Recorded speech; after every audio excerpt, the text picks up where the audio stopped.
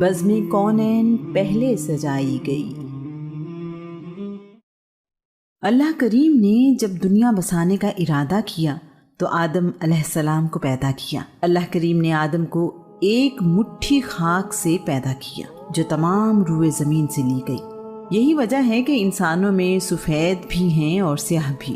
اللہ کریم نے آدم کو اپنے ہاتھوں سے بنایا، آدم کو علم الاسماء عطا کیا، فرشتوں کے سامنے آدم کو پیش کیا اور کہا میں زمین میں اپنا خلیفہ مقرر کرنے والا ہوں۔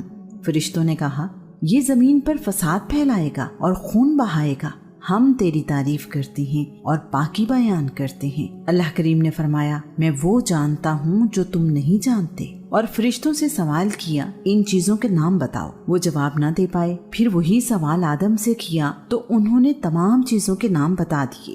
فرشتے کہنے لگے ہمارے رب تو ہم سے بہتر جانتا ہے۔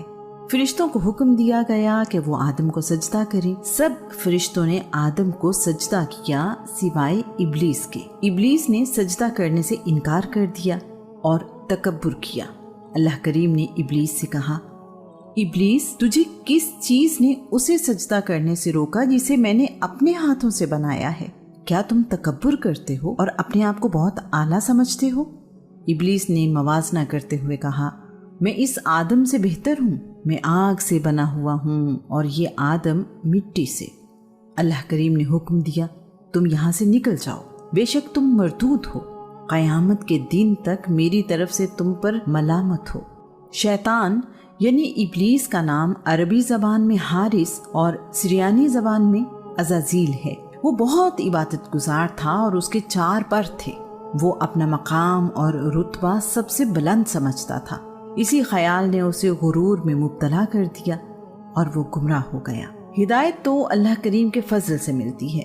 ابلیس کے معنی ہے سرکش، فسادی یعنی فساد پھیلانے والا۔ اللہ کریم کا حکم نہ ماننے کی صورت میں دھتکارا گیا۔ اس نے آدم کو سجدہ کرنے سے انکار کر دیا، پھر اس غلطی پر شرمندہ ہونے کی بجائے اپنے عمل پر فخر کرتے ہوئے کہنے لگا اللہ کریم مجھے اس دن تک مہلت عطا کر جس دن لوگ دوبارہ زندہ کیے جائیں گے۔ اللہ کریم نے فرمایا تمہیں روز قیامت تک مہلت دی۔ اس پر ابلیس خوش ہوا اور دعویٰ کیا کائنات کے مالک تیری عزت کی قسم میں سب لوگوں کو گمراہ کرتا رہوں گا سوائے ان بندوں کے جو نیک اور صالح ہیں۔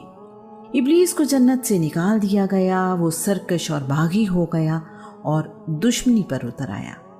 آدم اور اماں حوا جنت میں رہنے لگے۔ انہیں منع کیا گیا کہ وہ ایک خاص درخت کا پھل، مختلف روایات کے مطابق انگور، زیتون، انجیر یا گندم میں سے کوئی ایک پھل نہیں کھائیں گے۔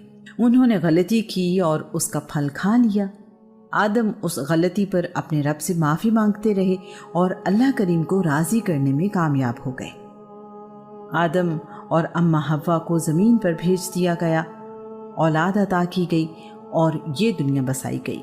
آدم کو سری لنکا اور حوا کو جدہ سعودی عرب میں اتارا گیا۔ ایک فرشتہ آدم کو راستہ بتاتے ہوئے جدہ لے کر گیا۔ یوں آدم اور حوا زمین پر آنے کے بعد ملے۔ دنیا میں آنے کے بعد آدم کی اولاد میں سب سے پہلے قابیل پیدا ہوا اور پھر حابیل، اور پھر اللہ کے نبی شیش پیدا ہوئے۔ قابیل نے اپنے بھائی حابیل کو قتل کر دیا اور سرکش ہو گیا۔ دنیا میں سب سے پہلے پیدا ہونے والا قابیل تھا اور سب سے پہلے مرنے والا حابیل۔ ہم سب آدم ہی کی اولاد ہیں۔ آدم کو ہدایت کے ساتھ نبی بنا کر دنیا میں بھیجا گیا۔ انسان کو سیدھی راہ پر چلنے کو کہا گیا۔ اس کی فطرت میں اچھائی اور برائی رکھ دی گئی۔ یہ اختیار انسان کے سپرد کر دیا گیا کہ وہ جس راہ کو اپنانا چاہے اپنائے۔ اچھائی کی صورت میں انعام اور برائی کی صورت میں سزا کا قانون بنایا گیا۔ اس کائنات کے مالک کو علم تھا کہ میرے بندے دونوں راہیں اختیار کریں گے۔ اس کا بھی انتظام کر دیا گیا کہ انہیں سیدھے راستے پر رہنے کا بار بار موقع دیا جائے۔ اللہ کریم چاہتا ہے کہ میرے بندے شیطان کے بہکاوے سے بچ جائیں۔ اللہ کریم اس کام کے لیے اپنے نبی اور رسول دنیا میں بھیجتا رہا ہے۔ اس سلسلے میں قریباً 1,24,000 نبی اور رسول بھیجے گئے۔ یہ مختلف زمانوں اور مختلف قوموں میں بھیجے جاتے رہے۔ ان کا زمانہ گزرنے کے بعد مزید نبی اور رسول آتے رہے۔ محمد رسول اللہ صلی اللہ علیہ وآلہ وسلم کی آمد سے پہلے تمام نبی اور رسول کسی خاص زمانے اور قوم کی طرف بھیجے گئے۔ اللہ تعالیٰ کا فرمان ہے، کوئی قوم ایسی نہیں جس میں نبی یا رسول نہ بھیجا گیا ہو۔ دنیا بسانے سے پہلے تمام انبیاء کی روحوں کو اکٹھا کیا گیا اور ان سے وعدہ لیا گیا، اگر تمہاری موجودگی میں دنیا میں کوئی دوسرا رسول آئے جو اس پیغام کی تائید کرتا ہو جو تم اپنے رب کی طرف سے لے کر آئے ہو تو اس کی مدد کرنا اور اس پر ایمان لانا۔ اس آیت کو آیت میثاق کہتے ہیں۔ رسول اللہ کے دنیا میں آنے سے پہلے تک ہر نبی اور رسول اپنی قوم سے بھی یہ وعدہ لیتا رہا۔ یہی ذمہ داری ان نبیوں اور رسولوں پر ایمان لانے والوں کی تھی۔ آخری رسول محمد بن عبداللہ صلی اللہ علیہ وآلہ وسلم کے آنے کے بعد دین بھی مکمل ہو گیا اور نبیوں رسولوں کی آمد کا سلسلہ بھی۔ تمام رسولوں نے اللہ کریم کا پیغام انسانوں تک پہنچایا، انہیں نیکی کی نصیحت کی اور برائی سے بچنے کا حکم دیا۔ اس کام کی خاطر نبیوں نے بڑی سختیاں برداشت کی، یہاں تک کہ ان میں سے بعض کو قتل بھی کر دیا گیا۔ اللہ کریم نے اپنے آخری الہامی پیغام قرآن مجید کو تبدیلی سے بچانے کا بندوبست یوں کیا کہ اس کی حفاظت کی ذمہ داری خود لے لی۔ ساتھ ہی ساتھ رسول اللہ کی زندگی کے تمام پہلوؤں، اعمال، باتوں، احکام، عادتوں، معاملوں اور طریقوں کو بھی محفوظ رکھنے کا انتظام کیا۔ اللہ کے نبی آدم کی اولاد بڑھتی چلی گئی اور زمین کے مختلف حصوں پر آباد ہوتی رہی، اپنے لیے مختلف پیشے بھی ڈھونڈتی رہی۔ انسان کو ایک خدا کی عبادت کا حکم دیا گیا تھا۔ لوگ وقت گزرنے کے ساتھ ساتھ اپنے دین کو بھولتے رہے اور اس میں اپنی مرضی اور خواہش کے عقیدے شامل کرتے رہے۔ اللہ کریم اپنی حکمت سے بندوں کی رہنمائی کے لیے پیغمبر یعنی نبی اور رسول بھیجتا رہا۔ الہامی کتابیں اور صحیفے بھی اپنے پیغمبروں پر نازل کرتا رہا۔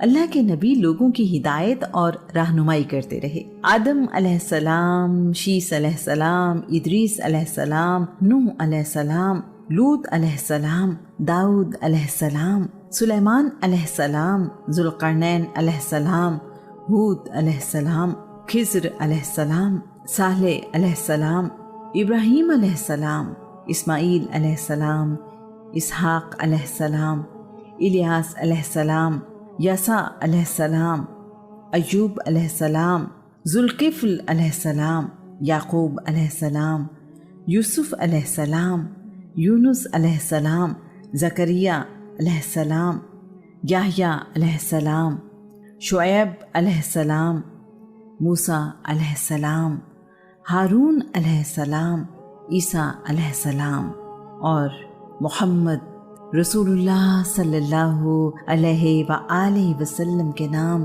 انہی نبیوں اور رسولوں میں سے ہیں۔ قرآن مجید ان نبیوں کا ذکر کرتا ہے۔ رسول اللہ کا نام محمد قرآن مجید میں 4 مرتبہ پکارا گیا ہے۔ قرآن مجید میں سب سے زیادہ ذکر اللہ کے نبی موسیٰ کا ملتا ہے۔ جب ایک نبی کی نبوت کا زمانہ ختم ہوتا تو اور نبی دنیا میں بھیج دیا جاتا۔ اللہ کریم کے بھیجے ہوئے نبیوں میں جناب نوح کو نمایاں مقام حاصل ہے۔ نوح کا پورا نام نوح بن لمق ہے۔ ان میں وفاداری اور رواداری بہت زیادہ تھی۔ انہوں نے مشکل سے مشکل حالات میں بھی صبر اور شکر کا دامن ہاتھ سے نہیں چھوڑا، اس لیے قرآن مجید میں انہیں عبد الشکور یعنی اللہ کریم کا شکر گزار بندہ کہا گیا۔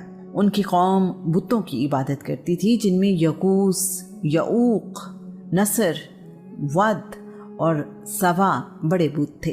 نوح علیہ السلام نے اپنی قوم کو ایک خدا کی عبادت کرنے اور گمراہی چھوڑنے کو کہا تو اس کی قوم نے جس رویے کا مظاہرہ کیا، قرآن پاک اس کے بارے میں یوں کہتا ہے۔ اس کی سرکش قوم کے ایک گروہ نے کہا، یہ نوح تمہارے ہی جیسا ایک عام انسان ہے جو تم پر برتری چاہتا ہے، یہ رسول نہیں۔ اگر اللہ رسول بھیجنا چاہتا تو فرشتوں کو انسانوں کی حیثیت سے نازل کرتا۔ توحید کی یہ بات تو بڑی ہی عجیب ہے جو ہم نے اپنے بزرگوں سے آج تک نہیں سنی۔ اس شخص کو جنون ہو گیا ہے اور بہکی بہکی باتیں کرتا ہے۔ تم کچھ عرصے تک اس کے انجام کا انتظار کرو۔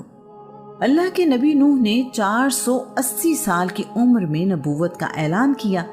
نوح علیہ السلام نے اپنی قوم کو 120 سال اللہ کی راہ پر آنے کی تبلیغ کی، لیکن صرف 80 لوگ ہی ان پر ایمان لائے۔ قرآن پاک اس بارے میں فرماتا ہے، تو اس کی قوم کے کافر سربراہوں نے کہا، ہم دیکھتے ہیں کہ تم ہمارے ہی جیسے بشر ہو، اور جن لوگوں نے تمہاری پیروی کی ہے سرسری نظر میں وہ سب معاشرے کے بے حیثیت لوگ ہیں، اور ہم دیکھ رہے ہیں کہ تمہیں ہم پر کوئی فضل و کمال حاصل نہیں، بلکہ ہم تو تمہیں جھوٹا سمجھتے ہیں۔ اس کے بعد نوح کی قوم ان سے کہتی تھی کہ ہم ان کے ساتھ بیٹھیں جنہیں ہم دیکھنا بھی پسند نہیں کرتے، ہم بڑی بڑی حیثیت اور مقام کے لوگ ہیں، ہم تم پر ایمان کیوں لائیں؟ پھر کہنے لگے، اے نوح، تم نے ہم سے جھگڑا کیا، بلکہ بہت ہی زیادہ جھگڑا کیا ہے، تو جس عذاب سے تم ہمیں ڈرا رہے ہو لے آؤ وہ عذاب اگر تم سچے ہو۔ نوح اپنی قوم کو سمجھاتے رہے، لیکن قوم نوح نے ان کی ایک بات نہ سنی۔ انہیں اللہ کریم کی طرف بلایا جاتا تو وہ کانوں میں انگلیاں ٹھونس لیتے تھے۔ جب ان میں سے کوئی مرنے لگتا تو وہ اپنی اولاد کو وصیت کرتا کہ نوح پر ایمان نہ لانا۔ اللہ کریم نے اپنے نبی کو بتایا کہ جو لوگ ایمان لا چکے ہیں اب ان کے سوا اور کوئی ایمان نہیں لائے گا، لہٰذا جو کچھ وہ کر رہے ہیں ان سے آپ غمزدہ نہ ہوں۔ جب نوح کی عمر 600 سال ہوئی تو اللہ کریم نے اپنے نبی کو حقیقت بتا دی کہ اب اس قوم کا انجام قریب ہے۔ نوح کو حکم دیا کہ وہ ایک کشتی تیار کریں جسے سفینہ نوح کہا جاتا ہے۔ یہ بھی کہا گیا کہ ظالموں کے بارے میں اللہ کریم سے کوئی بات نہ کرے، بے شک وہ غرق کر دیے جائیں گے۔ تمام لوگ جو ایمان لائے ہیں انہیں اور تمام جانوروں کا ایک ایک جوڑا اس کشتی میں سوار کریں۔ نوح اپنے رب کے حکم کے مطابق کشتی بنانے میں مصروف ہو گئے تو ان کی قوم کے لوگ ان کا مذاق اڑاتے ہوئے کہتے تھے، نوح، کیا تم نے کاروبار نبوت چھوڑ دیا ہے اور اب ترکھان بن گئے ہو؟ اے دیوانے، کشتی سمندر پر چلتی ہے، خشکی پر نہیں۔ تم خشکی پر اتنی بڑی کشتی بنا رہے ہو، اس کے لیے سمندر کہاں سے لاؤ گے؟ اللہ کریم اس بات کو یوں بیان کرتا ہے، نوح کشتی بنانے لگے، ان کی قوم کے سردار جب بھی ان کے قریب سے گزرتے تو مذاق اڑاتے۔ فرمایا، اگر تم ہمارا مذاق اڑا رہے ہو تو ایک وقت آئے گا ہم تمہارا مذاق اڑائیں گے، جس طرح تم ہمارا مذاق اڑا رہے ہو۔